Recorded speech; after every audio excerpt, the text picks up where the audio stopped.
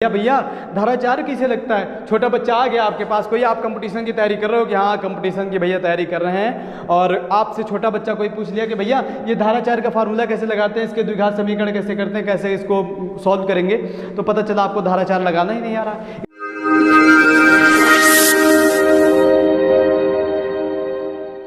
Hello friends, मैं अनुराग एक बार फिर से आपका स्वागत करता हूं आपके अपने YouTube channel Arth academy with Anurag में। जैसा कि हम आपको घातांक एवं कर्ण के टाइप बता रहे थे, घातांक एवं कर्ण के टाइप पढ़ा रहे थे, कुछ टाइप आपके क्लियर हो गए थे। आज नेक्स्ट टाइप है आपका यक्स का मान ज्ञात करना, अर्थात यहाँ भी आपको ये घातांक कर्ण से रिलेटेड कुछ रूल्स इसमें लगेंगे कि आधार आपको समान करना पड़ेगा, जैसा कि मैंने पीछे वाली वीडियो में बताया हुआ है। चलिए बिना देरी किए हुए आज के सेशन को स्टार्ट करते हैं। क्या है आज का पहला क्वेश्चन है, कह रहा है कि 2 की घात 6x - 3 = 8।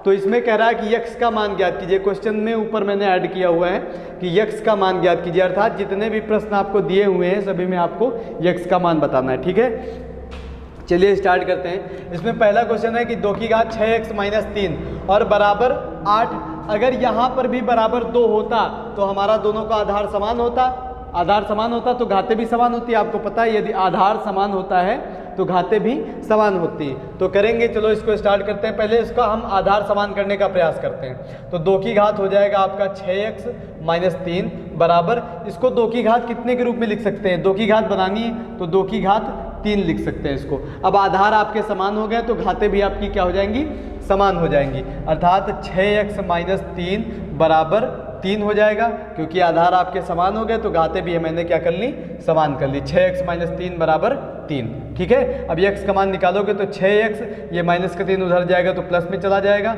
अर्थात 3 3 6 हो जाएगा, 6 से 6 कैंसिल हो जाएगा, अर्थात x बराबर क्या आ जाएगा, 1 आ जाएगा। ठीक है, x का मान मैंने फाइंड कर लिया, x बराबर 1। अब दूसरा क्वेश्चन देखो।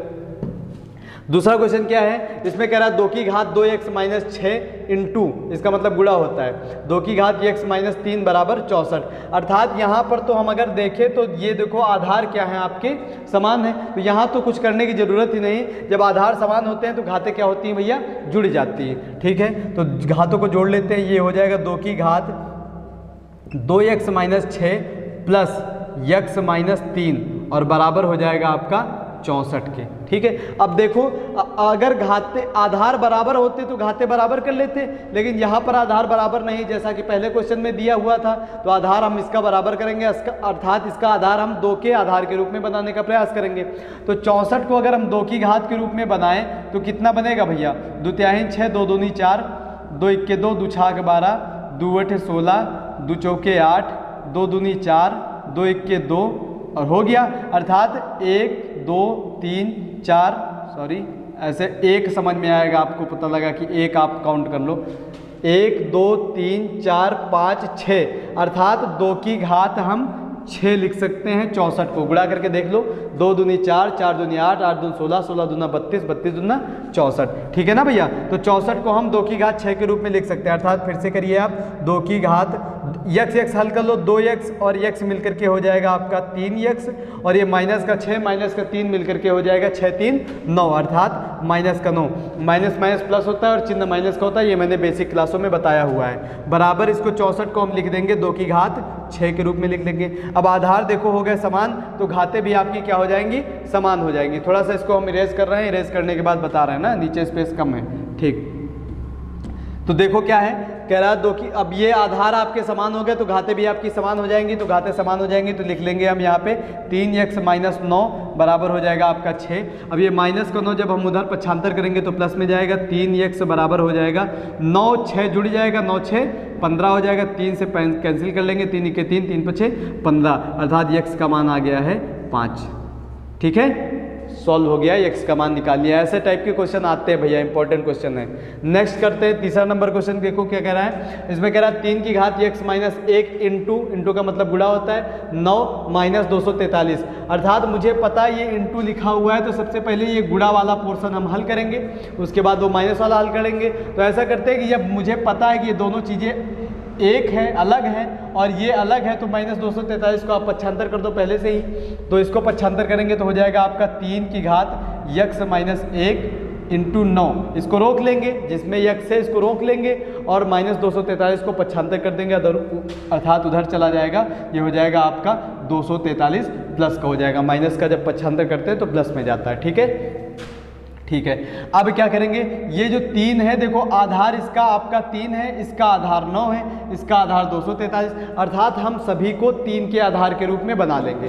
तो अर्थात अगर हम 3 की घात यक्स माइनस 1 करेंगे इंटू, और इसको क्या लिख सकते हैं, 9 को हम 3 की घात 2 के रूप में लिख सकते हैं, आसानी से, कोई प्रॉब्लम नहीं, 3 तक का 9 होता है। अब 243 थोड़ी सी बड़ी संख्या, उसी तरीके से करेंगे जैसे मैंने पीछे बताया है। तो 243 को आप बना लो, किसके घात के रूप में बना, 3 के, तो 3 से ही काटना है इसको, 3 से काटो, 3 × 8 = 24, 3 × 1 = 3, फिर 3 से 3 दूनी 6, 3 × 7 = 21, फिर 3 से 3 × 9 = 27, 3 × 3 = 9, 3 × 1 = 3, अर्थात कट गया। अब देखो 1 2 3 4 5, अर्थात हम लिख सकते हैं 3 की घात 5, 243 को हम 3 की घात 5 के रूप में लिख सकते हैं, तो बराबर हो जाएगा आप 3 की घात 5 हो गया, ठीक है। अब देखो आधार आपके हो गए समान, अब ये आधार समान है तो इनकी घातें क्या हो जाएंगी, जुड़ जाएंगी, और बराबर की उस तरफ जो होगा आधार बराबर होता है तो घातों को भी हम बराबर कर लेते हैं। तो पहले हम ये जोड़ लेते हैं घातों को, तो हो जाएगा 3 की घात यक्स माइनस 1 और ये प्लस 2 हम इसमें ऐड कर लेंगे, क्योंकि मुझे पता है आधार समान होते हैं तो घातें जुड़ जाती हैं, बराबर हो जाएगा 3 की घात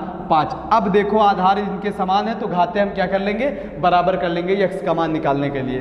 तो इसको हम थोड़ा सा अगर हल कर लें तो 2 में 1 आपका घट जाएगा, तो 2 में 1 घट जाएगा तो 1 बचेगा, अर्थात इसको हम कह सकते हैं यक्स, ठीक है। अच्छा थोड़ा सा अगर समझ में नहीं आया, देखो ये आपका माइनस का 1 लिखा हुआ है, ये प्लस का 2 लिखा हुआ है, तो अगर ये ऐसे ना लिख करके ऐसे लिख के देता तो कोई दिक्कत थी क्या, प्लस का 2 माइनस का 1, अर्थात यहाँ पे 1 ही तो आता, काहे का, प्लस का ना, ये चीज़ मैं डायरेक्ट करने जा रहा हूँ, समझ लेना, कोई दिक्कत हो तो बताना। 3 की घात हो जाएगा, ये क्या हो जाएगा, यक्स और प्लस 1 हो जाएगा, और बराबर हो जाएगा 3 की घात 5 हो जाएगा। अब देखो ये आधार आपके हो गए समान, तो घाते भी हम क्या कर लेंगे, समान कर लेंगे, बराबर कर लेंगे, तो घाते बराबर कर लो भैया, तो हो जाएगा, ये हो जाएगा आपका यक्स प्लस 1 बराबर हो जाएगा 5, तो यक्स बराबर हो जाएगा, ये प्लस का 1 इधर चला जाएगा माइनस में, तो 5 - 1 अर्थात यक्स बराबर आ जाएगा आपका 4, ठीक है। यक्स का मान मैंने यहाँ से भी फाइंड कर लिया। अब अगला क्वेश्चन आप अपने आप कर सकते हो, सेम टू सेम है, बस यहाँ पे 9 था, यहाँ पे 9 नहीं है, ठीक है ना। अब आप अपने आप वीडियो को पॉज करके कर लो, फिर आंसर मैच करा लेना मेरे से, ठीक है। देखो देखते हैं इसमें क्या है, 3 की घात यक्स प्लस 3, अब ये माइनस का 243 मैं उधर 75 करूँगा तो प्लस में जाएगा, तो बराबर हो जाएगा प्लस का 243। अब मुझे पता है 243 को अगर 3 की घात के रूप में लिखूंगा तो मैंने पहले किया है, देखो 3 की घात कितना आया था भैया, 5 आया था ना, ये है आपका अलग से, ये 3 की घात 5 मैंने इसके गुणनखंड किए थे, तो 3 की घात 5 आया था 243 को, अर्थात 243 को मैं 3 की घात 5 लिख सकता हूँ, तो हो जाएगा आपका 3 की घात यक्स प्लस 3 बराबर हो जाएगा 3 की घात 5 हो जाएगा, ठीक है। आ रहा समझ में। अब ये घाते क्या कर लेंगे, आधार समान है तो घाते भी हम बराबर कर लेंगे, तो यक्स प्लस 3 बराबर हो जाएगा आपका 5, तो यक्स बराबर हो जाएगा, ये 5 तो ऑलरेडी है मेरे पास, और ये प्लस का 3 जब इधर 95 करेंगे तो माइनस में जाएगा, माइनस का 3 हो जाएगा, अर्थात यक्स बराबर 5 में 3 गया 2, यक्स का मान मैंने निकाल लिया है। यक्स बराबर कितना है भैया, 2 आया। देख लीजिए कहीं प्रॉब्लम हो तो बताना, और इसका भैया आप स्क्रीनशॉट ले लीजिए, ठीक है ना। चलो लिखा रहने दो, स्क्रीनशॉट ले लीजिए इसका, समझ लेना सही से, और मैं अभी प्रैक्टिस करवा रहा हूँ आपकी। नेक्स्ट है आपका, ये जब पूरी राशि करणीगत हो, अर्थात करणी वाले कुछ क्वेश्चन आते हैं, ये अलग अलग के टाइप के क्वेश्चन आते हैं, प्रैक्टिस आप अपने आप कर लेना, मैंने एक एक प्रश्न लिया हुआ है। ये प्लस हो गया, माइनस हो गया, और ये यहाँ पे गुणा हो गया, और ये भी यहाँ पे गुणा हो गया, ठीक है ना। बस इसमें क्या है, ये अनंत तक लेकर के गया है, यहाँ पे सीमित है, लिमिटेड है, और ये है आपका, ये भी करणीगत क्वेश्चन है, और इसमें प्लस में माइनस में मैंने लिया हुआ है, हर टाइप के क्वेश्चन एक एक ले लिए हैं, ठीक है।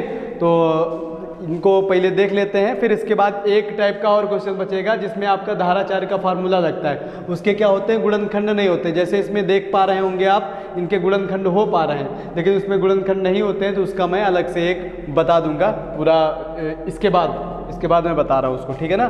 चलो पहला क्वेश्चन करते हैं। इसमें क्या है कि जैसे लिखा हुआ है रूट के अंदर 56 + 56 और प्लस 56 रूट के अंदर हैं सभी, रूट के ऊपर रूट लगा हुआ है और 56 करके लिखा हुआ है और ये अनंत तक लेकर के गया है। तो इसमें क्या होता है भैया, जैसे ये 56 होगा आपका, ऐसी यहाँ पे संख्या आपको देगा जो दो संख्याओं का गुणनखंड होगी। वो दो संख्याएं कौन सी होंगी भैया, आगे पीछे की संख्याएं होंगी।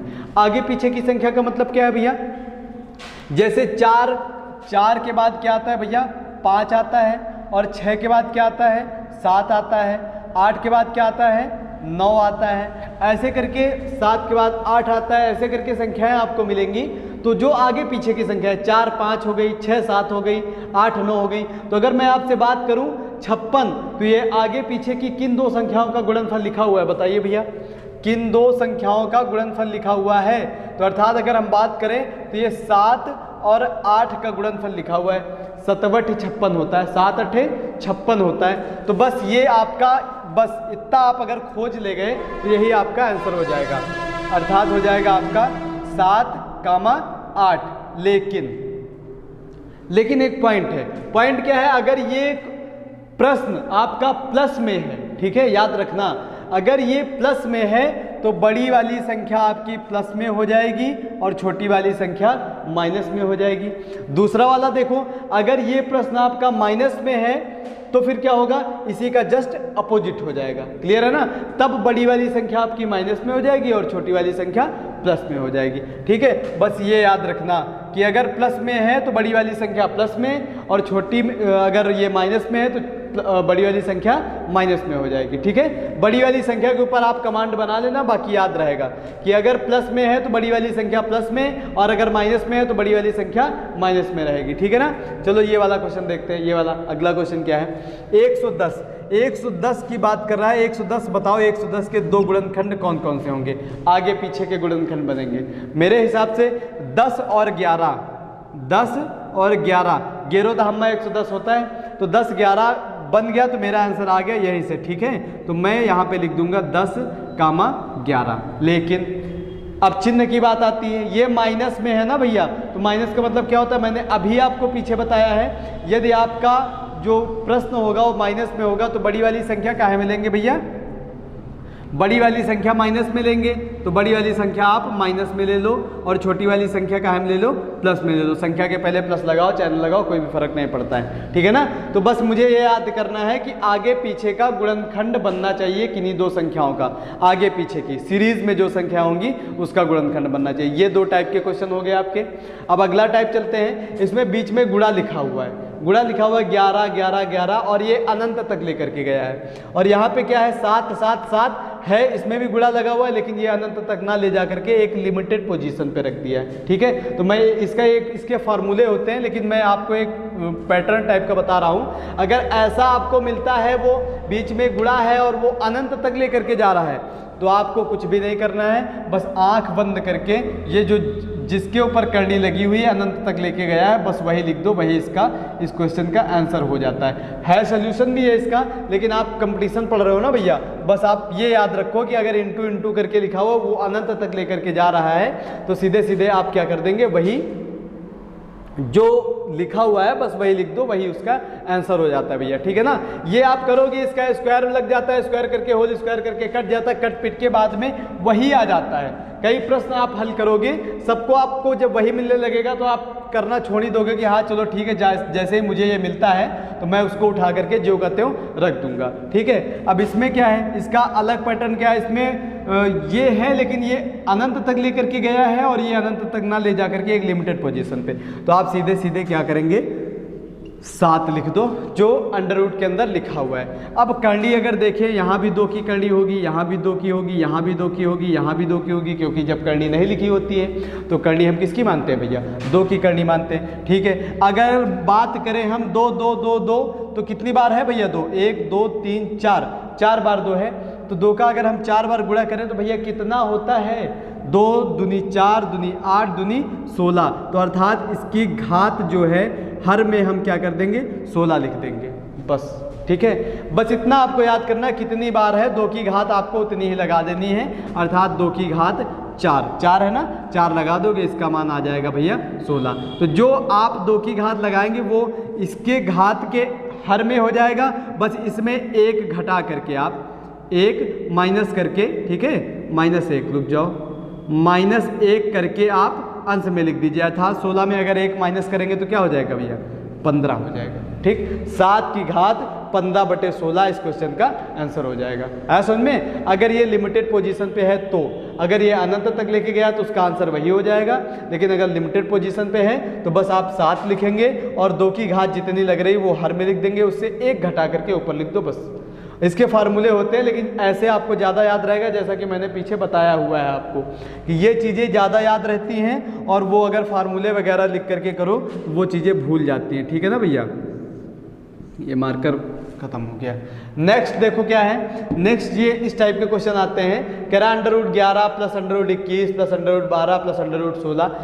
ऐसे प्रश्नों को हम अंतिम से हल करना स्टार्ट करते हैं, आखिरी से स्टार्ट करते हैं। यहाँ से हल करना स्टार्ट कर देंगे और यहाँ तक आएंगे, जा करके यहाँ हमारा क्वेश्चन सॉल्व हो जाएगा। ठीक है, तो बार बार अगर हम पुनरावृत्ति ना करें, देखो अच्छा करो इसको, क्वेश्चन को करिए फिर समझाते हैं।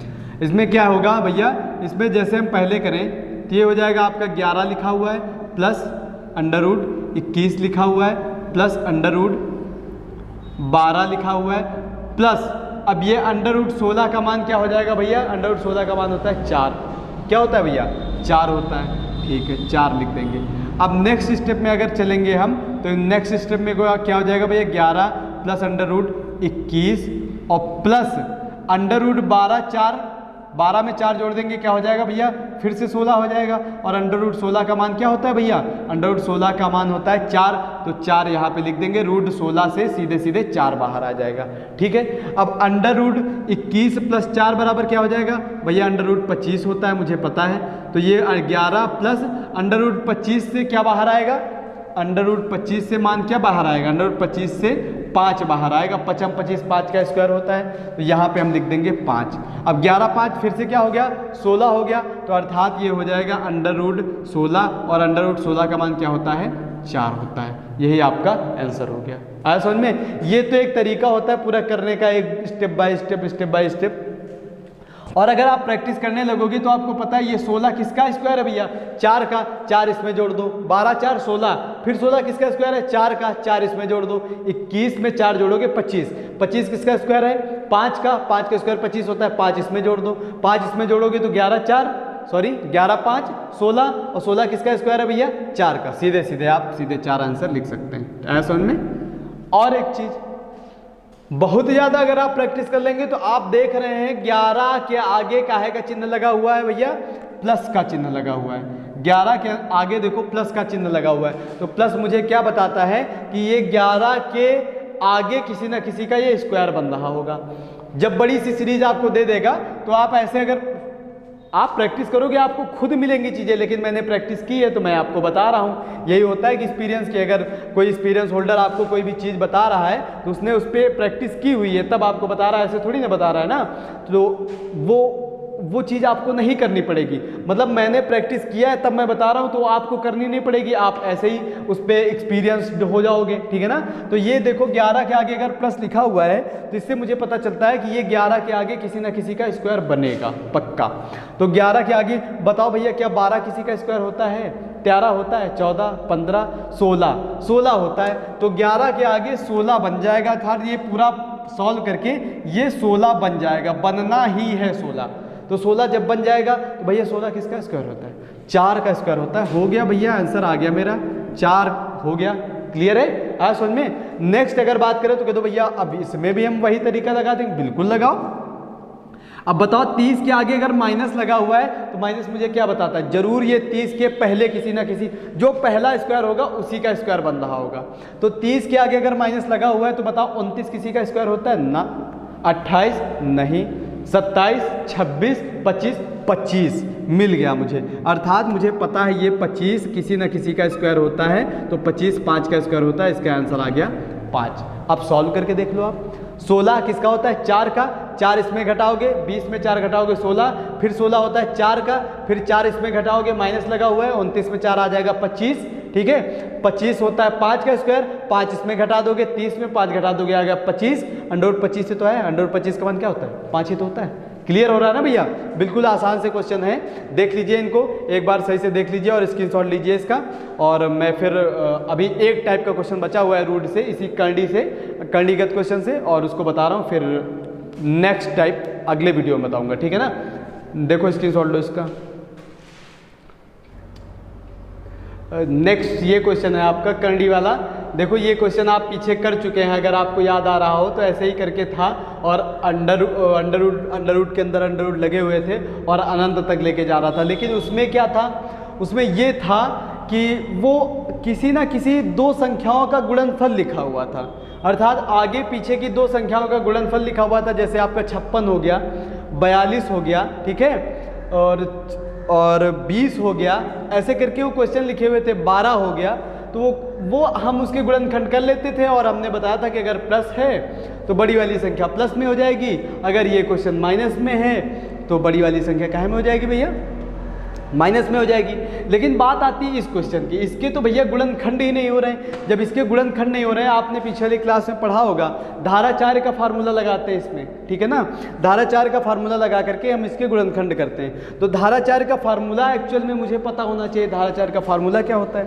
तो धाराचार्य के फार्मूले की अगर हम बात करें तो धाराचार्य सीरीज धाराचार्य लगेगा इसमें। धाराचार्य कब लगता है? धाराचार्य का फार्मूला तब लगता है भैया जब इसके गुणनखंड नहीं हो रहे होते हैं। जो अंदर संख्या लिखी होती है उसके गुणनखंड नहीं हो रहे होते हैं, और गुणनखंड हो रहे होते हैं तो मैंने पीछे बता दिया है फिर कैसे करेंगे, ठीक है ना? तो गुणनखंड अगर नहीं हो रहे हैं तो फिर क्या करेंगे?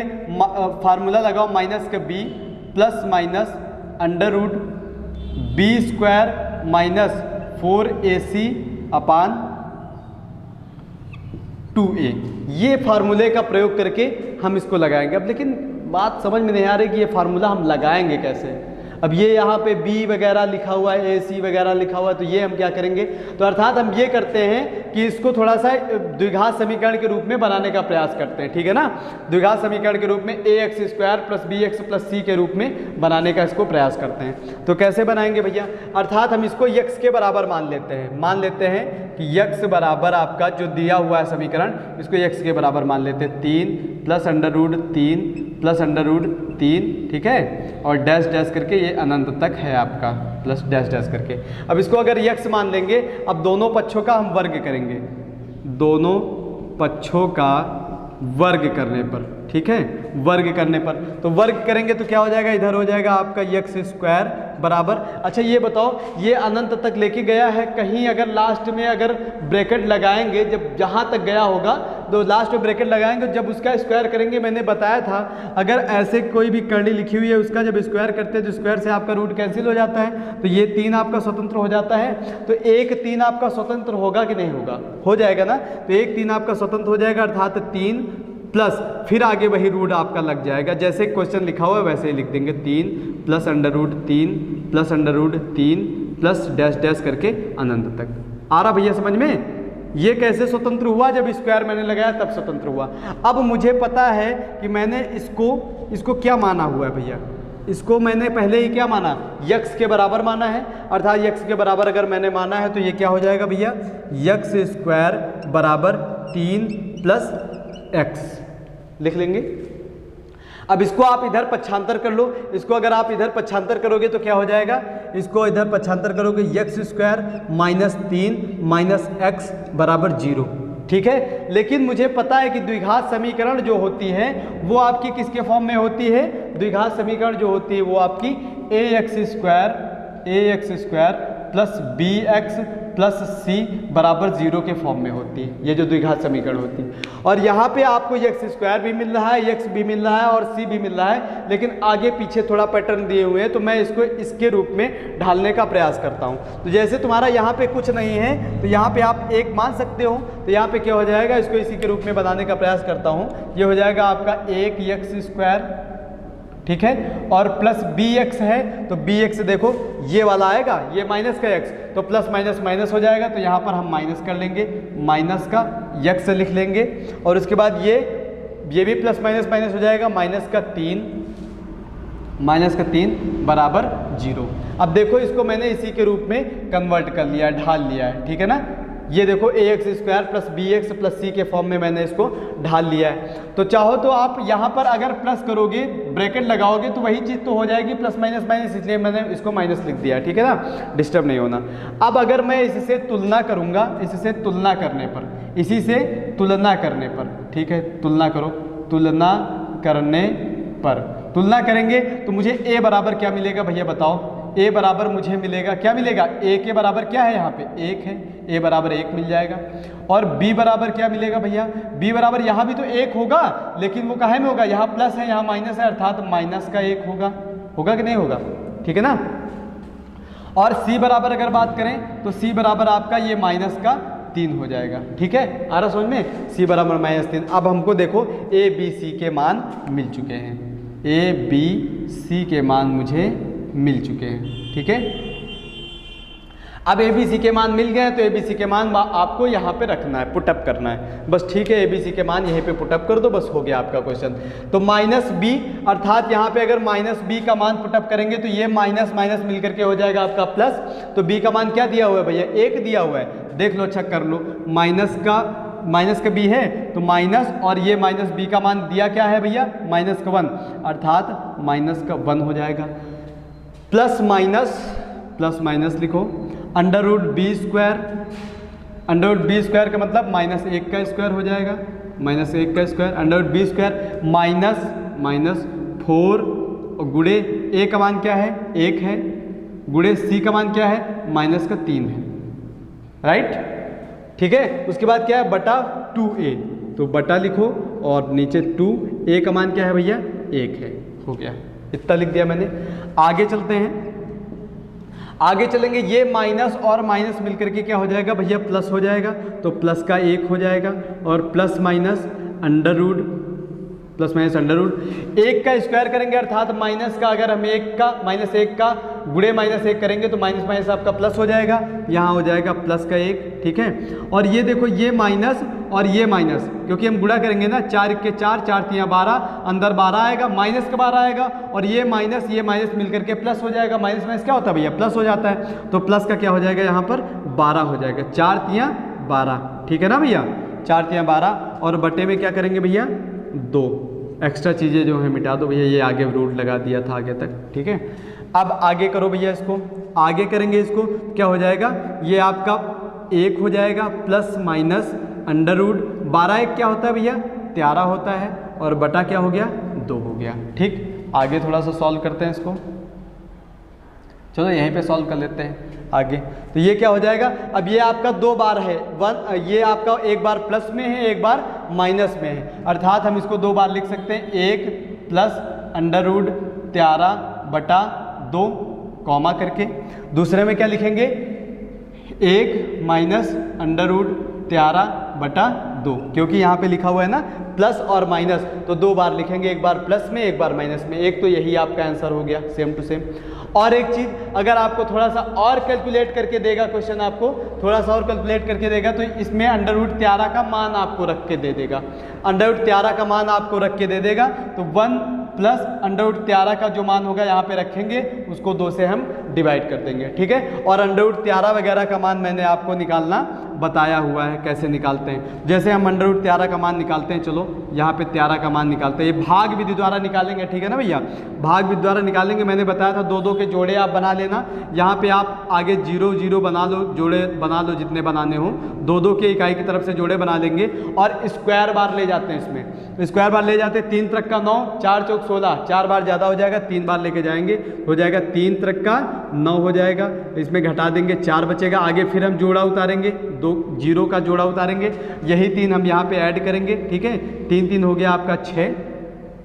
अब देखो ये कितनी बार जाएगा, अगर हम यहाँ पे एक कोई संख्या आएगी, यहाँ पे कोई संख्या आएगी, जो संख्या यहाँ पे आएगी वही संख्या मैं यहाँ पे लिखूंगा, ये पॉइंट है, ये पॉइंट आप लगा दो यहाँ पर, ठीक है। तो ये जो संख्या यहाँ पे आएगी वही संख्या यहाँ पे आएगी, अर्थात एक संख्या अगर भाग देना आपने सीखा होगा, एक संख्या यहाँ पे मैं बंद करूँगा और एक संख्या यहाँ पे बंद करूँगा। तो आप बताओ 6 का पहाड़ा पढ़ो, 40 से आगे रह जाए, छछाक 36, अर्थात यहाँ पे 66 आएगा क्या, देख लो 66 का हम 6 से ही तो गुणा करेंगे, छछाक 36 और छछाक 36, 37, 38, 39, 396 चला गया भैया, ठीक है। तो अर्थात यहाँ पे हम 6 लिखेंगे और यहाँ पर भी हम 6 लिखेंगे। अब मुझे काट पीट के करना क्या है, मुझे तो मेन मान चाहिए था ये वाला, तो ये मान मुझे मिल गया है 3.6, अर्थात √13 का मान कितना होता है 3.6, 3.6 यहाँ पे हम पुटअप कर देंगे। तो 3.6 हो गया भैया, 3.6 और बटा 2, अर्थात ये हो जाएगा आपका 3.6 में 1 जोड़ देंगे तो आपका हो जाएगा 4.6, 4.6 को 2 से डिवाइड कर देंगे तो हो जाएगा 2 दूनी 4 और 2.6। तो क्या आंसर आ गया भैया, ये पॉजिटिव वाला आ गया आपका 2.3। सेम टू सेम यहाँ पे करेंगे तो ये माइनस में आएगा आपका, ठीक है। यहाँ पे क्या करेंगे, ये हो जाएगा आपका 1 माइनस 3.6 बटा 2 हो जाएगा। अब ये क्या करेंगे, 1 घटाएंगे इसमें, तो छोटी संख्या में बड़ी संख्या घटाते हैं तो माइनस में आती है आपकी, ठीक है। तो 3.6 में आप घटा लो, क्या घटाओगे, 1 घटाना 1.0, ये हो जाएगा 6 और ये हो जाएगा 3 में 1 गया 2, आ जाएगा आपका 2.6, लेकिन काहे का, माइनस का, तो माइनस का 2.6 बटा 2, इससे कैंसिल करेंगे इसको तो 2 1 के 2, 2.6, तो आ गया आपका 1.3, वो भी काहे का भैया, माइनस का 1.3।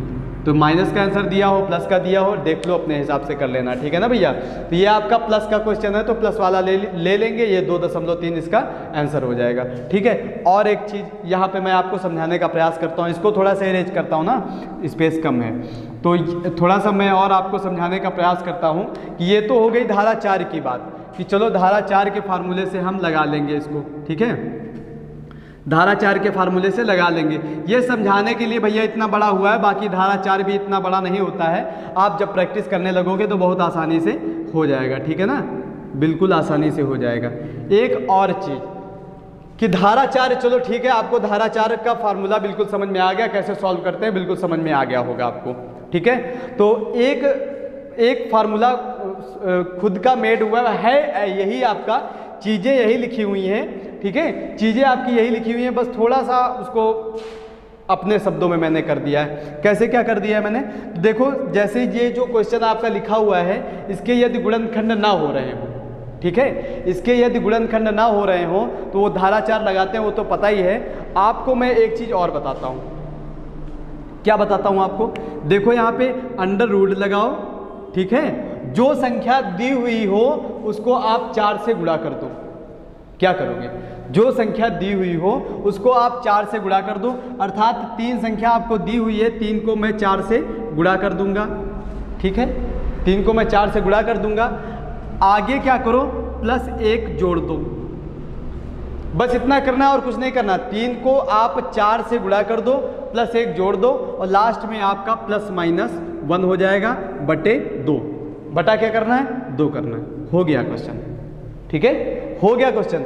जो संख्या दी हुई हो उसको 4 से गुणा करो और 1 उसमें जोड़ दो, ठीक है, रूट लगा करके +-1 करो, बटा 2 कर दो, हो गया क्वेश्चन आपका।